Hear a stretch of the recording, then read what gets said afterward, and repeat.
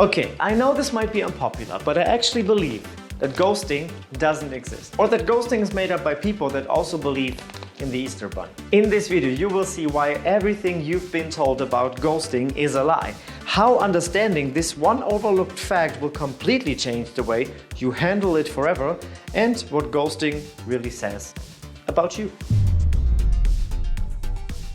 I'm going to overcomplicate ghosting so you can actually see what's going wrong. Let's say you've met this amazing woman. You hit off, great conversation, floody text, and maybe even an unforgettable first date. And you're thinking, this could be going somewhere. But then, poof, she's gone. No response to your last text, no explanation, just silence. Silence! And now your brain is running laps. What did I do wrong? Was I too forward? Or not forward enough? Did I miss some kind of signal? And if that sounds familiar, that's ghosting. But here is the lie. Everything you're feeling right now has nothing to do with her.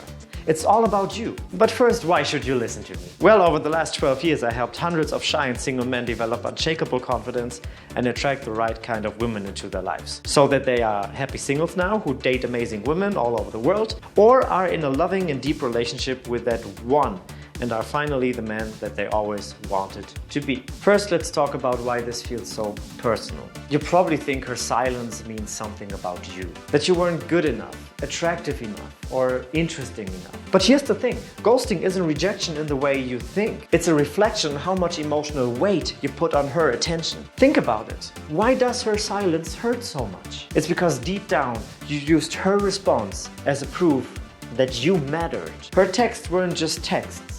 They were validation. And now here's another lie. People say ghosting is immoral and wrong. And yeah, sure, in an ideal world, everyone would communicate openly. But by painting her as the villain, you are doing something sneaky. You are giving her all your power. Why? When you label that ghosting as a crime, you're basically saying she owes me something. An explanation or a response or some closure. And think about it. Why does her silence have so much control over you? If you keep playing that game where she is the bad guy, all you're doing is keeping yourself stuck. Stuck in frustration, stuck in anger, stuck in the past. And here's the hard truth no one tells you. You're not upset about her. You are upset about you. Her silence just triggered something bigger. Maybe it's that fear of not being enough.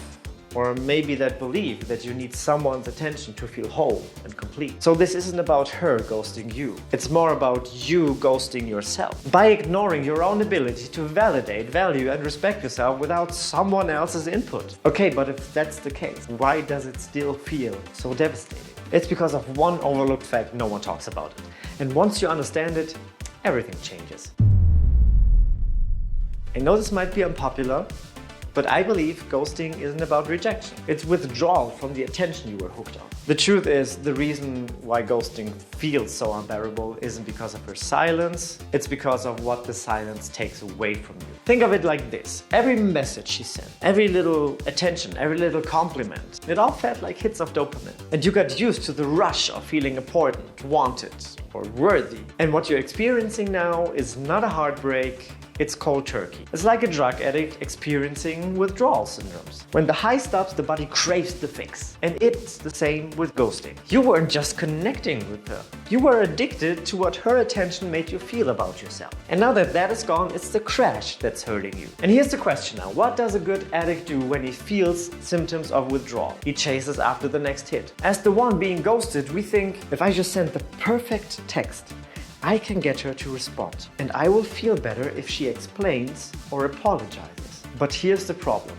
Every time you chase closure, you're feeding the addiction. You're reinforcing the belief that her response is the only thing in the world that can stop your pain. Think about it. If a drug addict gets one more hit, does it fix the problem? No, it keeps him trapped in this cycle. That's exactly what happens when you try to chase closure after being ghosted. Most of the time you won't get this closure. And even if you do, it won't fix the real problem. Because the problem was never her.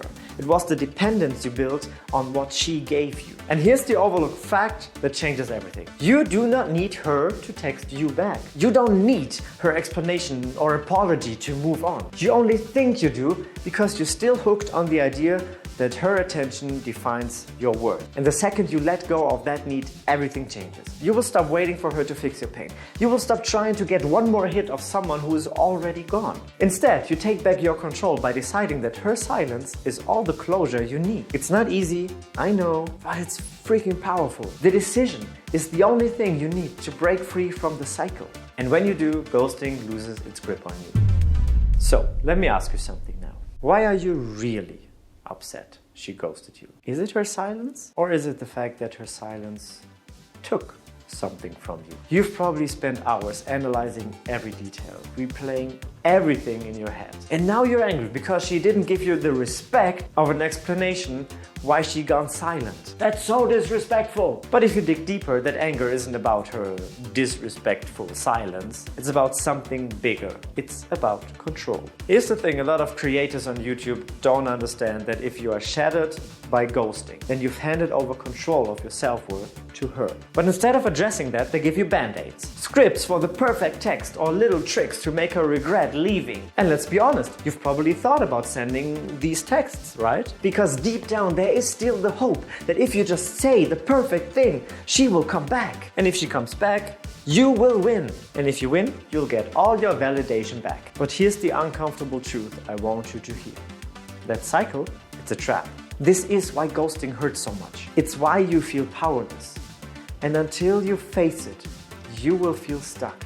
Let's break this down. The real reason ghosting makes you angry isn't about her silence, it's about what that silence takes from you. It's that she made a decision about you both without your input. You thought things were going well, you were connecting, texting, and maybe even planning the next date. And then without a warning, she's gone. You did get no vote in this. It feels she just ripped control of the situation out of your hands. And that's why ghosting doesn't just feel like a rejection. It feels unfair. It's like someone deciding the outcome of a game you don't know you were playing. And that anger that you feel, that frustration, isn't about her. It's about that you suddenly feel powerless. And the worst part is, you're directing that anger at someone who isn't there anymore. It's actually like being mad at God when something goes wrong in your life. You feel abandoned, punished, and left to deal with the fallout alone. And now let's talk about that anger, that stress. Because right now there's a part of you scrambling for a solution. How do I fix this? How do I make her come back? And that's where the idea of that perfect text comes in. You think, I can just find the right words. I can make her respond, and then I can undo this. But why is the text so important? Because in your mind, it's not just a text. It's your shot, your only shot of winning back control. It's your chance to prove that you're good enough, that you didn't deserve to be ghosted, and that she was wrong. And here's the real kicker. You're not just stressed because she is gone. You're stressed because you think this is your one and only chance to prevent being punished. It's like you're standing in front of a judge trying to plead your case. I did everything right. I was respectful, kind. I don't deserve this. But still, her silence feels like the verdict. And that's terrifying. So let me ask you, are you still going to keep stressing over that perfect text, trying to fix something that is already done? Or are you ready to stop chasing her validation and start building your own? And by the way, if you think ignoring women is a solution to ghosting, let me stop you right here. Most men get it completely wrong and end up pushing her further away. But if you want to know how to ignore a woman that actually sparks your interest, then watch this video.